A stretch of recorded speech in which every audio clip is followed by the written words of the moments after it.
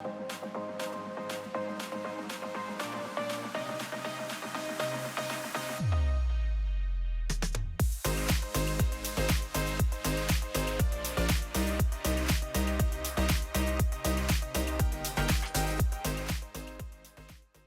everyone. Welcome to the SavvyCast. This is Jamie, and I'm so grateful that you're joining today, whether you're watching on YouTube or listening to the podcast.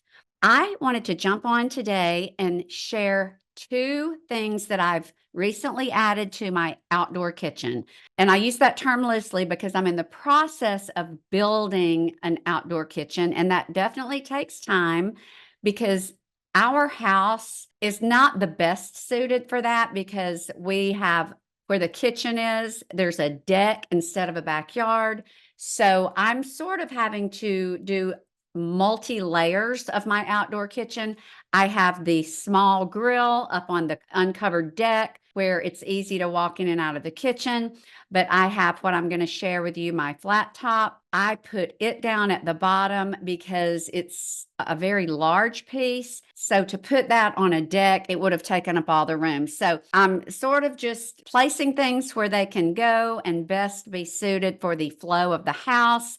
But needless to say, whatever configuration that we're having to use here, I've got to tell you, I love both of these products. So for those of you who might be kicking the tires for a new pellet grill or a flat top grill or griddle, I'm just going to share with you a little bit about mine. The first I'll talk about is the least expensive, and it's probably the most important because we all need a grill. We need something that we can just get a little bit of smoke and fire on some of our food for that smoky flavor because there's really no substitute for that other than smoke and fire.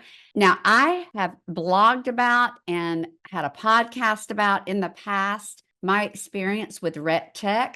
I've had two different RecTech models of pellet grill. And at the time, I liked them for a while, but I've got to say, now that I have experienced something else, I would never go back to a RecTech. I find them less than optimal because in my experience with at least one of the models, the 500 and above, there is zero flame. So you are strictly getting the smoke that comes from pellets and being plugged in, the electricity. They do have I believe it's called a tomahawk. It's like a little round, it's one of their least expensive items, and it's more like a grill. And there is a fire pot that has a flame, but I never really found it to be easy to use. I never found it to just give us what we needed. So fast forward to today where I purchased, and let me just back up a minute.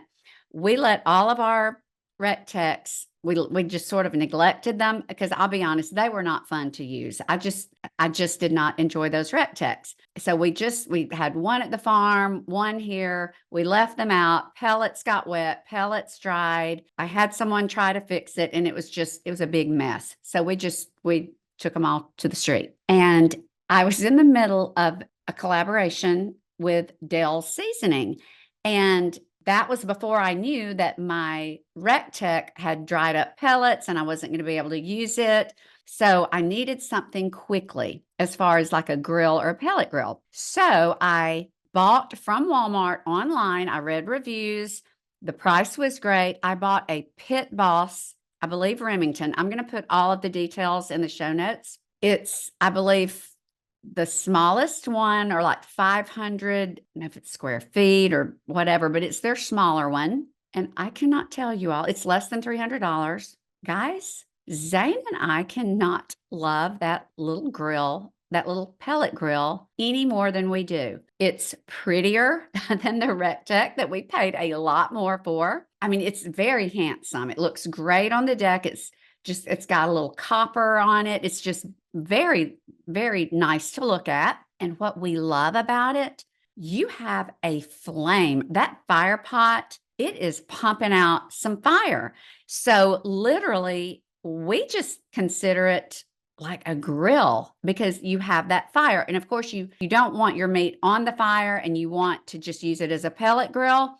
all you do is you turn the temp down like to smoke. And if I'm smoking something, I turn that Remington Pit Boss to 180, 200, depending upon how hot it is outside.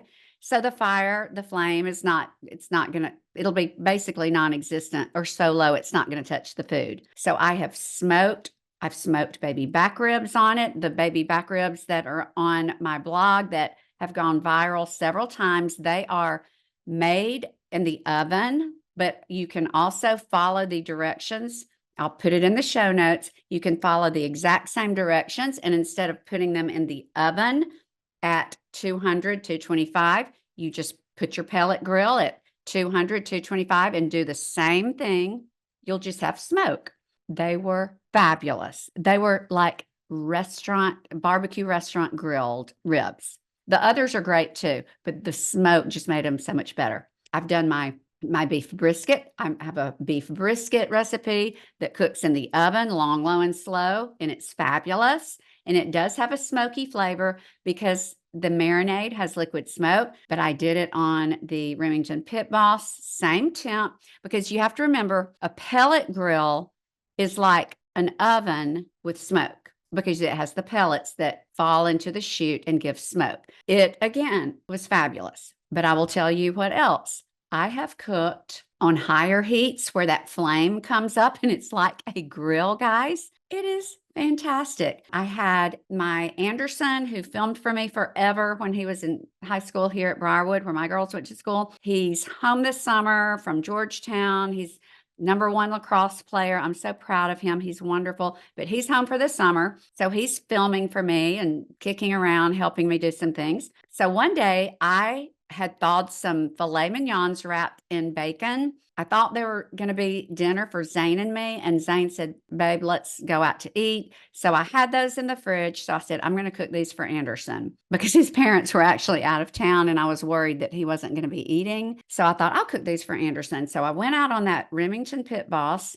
I think I did about 450, and I really don't know how to grill steaks, but he came out there with me. Anderson was here, and we had the thermometer, and we did it until it was medium, took it off. It had a good char. It looked just like it would have been on a charcoal grill. And we did a little reel or an Instagram story where he did a taste test. He gave that steak 9 out of 10.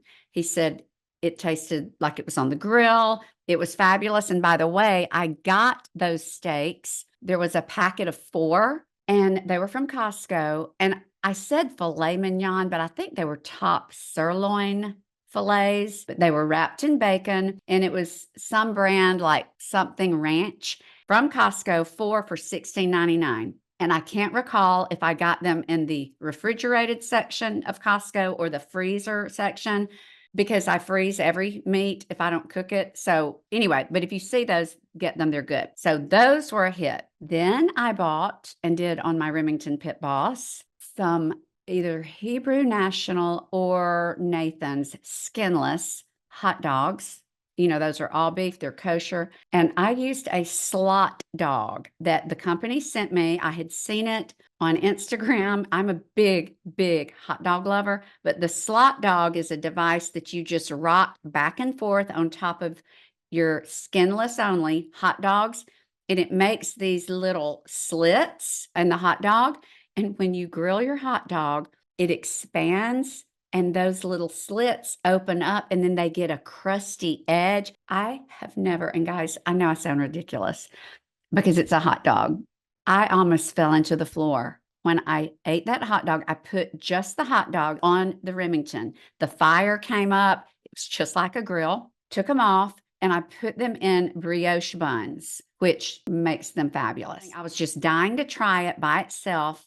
After having used that device, I could have eaten 3 of those with no condiments. Best hot dog I've ever eaten. If you're a hot dog lover, I'm going to link to the slot dog and recommend the brioche buns. And then also just let you know that it cooked beautifully on the Remington Pit Boss pellet grill, which I was not able to do with my much more expensive, more, I guess, highly touted pellet grill, the Rectech. So I did the hot dog, I did hot dogs, and then I did the steaks. Okay. Zane made my Sprite and Dale's grilled chicken on the Remington Pit Boss. He served it when the kids and their husbands were here.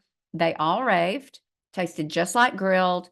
We covered it in the Alabama, Big Bob Gibson's Alabama white sauce. I just got the bottle from the store. Everyone raved. And then Zane even said, Jamie, that grill is the bomb. Guys, under 300. So I've just got to tell you, for that price and how easy it is to use. Now, I've not been able to connect it to my phone. There is an app. I haven't been able to connect it, but to be honest, I don't really need to connect it because I've cooked long enough. I know about how, or I just use an internal. It does have an internal probe.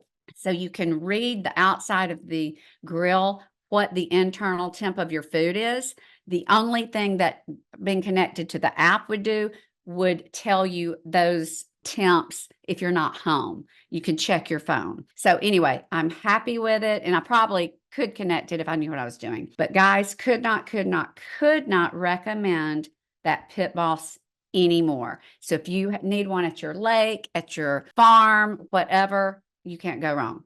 The second outdoor kitchen appliance that I have, and I've had it for about 3 weeks, is a Traeger Flattop grill. I would call it a griddle more than a grill because it's one huge flat top. And to me, it's a griddle. But I want to tell you all one thing I love about it. I got the smallest model. Mine it's the smallest one. I do not know why anyone would need any bigger than the one I have. And I think the one I have is like 900-ish. I got all of the Traeger accessories. I know that Blackstone, I think you get your accessories, I think they're included. Traeger, those are extra, but the quality of every single accessory, whether it's a spatula, the smash burger device, is next level. What I love about this griddle, I'm just going to call it a griddle, but it's the Traeger flat top grill. It has 4 burners, and they are all, so you have 4 controls at the front that will adjust the temp of each of those zones. Now, I do know when I was doing a comparison, Blackstone has like straight burners underneath, whereas Traeger's, the burners are U-shaped, which is naturally going to give you more heat in a larger surface area. I have used the grill for fajitas where I basically had the whole entire area covered. I had my meat on one end, and then I had my onions in the middle, and then I had my peppers, which are a little thicker at the end, and I was adjusting all the temps separately. Everything cooked beautifully, easily. There was not one problem. The thing I love about it, when we did our kitchen renovation, one of the most fun things, if you love cooking and you're renovating your kitchen, is getting new appliances. And I would go to All South. That's where All South or Ferguson, they have beautiful high-end appliances. And I went back and forth about getting the Wolf cooktop that had the griddle in, like you could give up 2 burners and have a griddle top put in the middle, like a plate that would go in the middle between your burners. I went back and forth. And when I went to the Wolf cooking demonstration, the chef from Atlanta, from Wolf, came, showed how to use that griddle. It made me want it so badly. But I talked to several friends, especially one in particular who moved into a home that had that. She did not get it herself. She said, Jimmy and I, it's my friend Laura Dockery. She's been on the podcast. She's a wonderful designer, but she said, Jimmy and I hate it. It's not attractive. You use a griddle the first time and it's black. There's nothing pretty about it. So if you are making a beautiful kitchen, now I do believe you can get covers to go over it, but I don't want to give up burners for what is a fairly small space to cook griddle items. So if you have this outdoor griddle or flat top, you have way more space. your kitchen looks beautiful. And when the meat or the veggies hit that hot oil on a griddle, smoke and grease, they go everywhere. So instead of having that in my kitchen, it's outside. When you're grilling on a flat top, things like, which I do a lot of, I grill a lot of sausage, love to do bacon. Those do not smell great. And if you are only able to use a griddle inside your house, you're dealing with the grease and the smell. So having all of that outside, especially if you're entertaining, you can do fajitas, sausages, hibachi, and you can do it outside, and your kitchen and your house will look and smell just like if you've just cleaned them or had them cleaned, so you don't have to mess up your house. So that is probably my favorite thing about it, but it's also fun and it's also easy. So I, again, highly recommend the Traeger Flattop grill. My recommendation is, unless you have plans to cook for major crowds, or maybe you have some sort of business that requires tons of cooking for lots of people at once, I think the one that I have is sufficient for most people. That cooking, even for entertaining, for cooking for a small crowd. Both of those things have made me very, very happy the start of the summer. I have so many plans to make so many more things on them.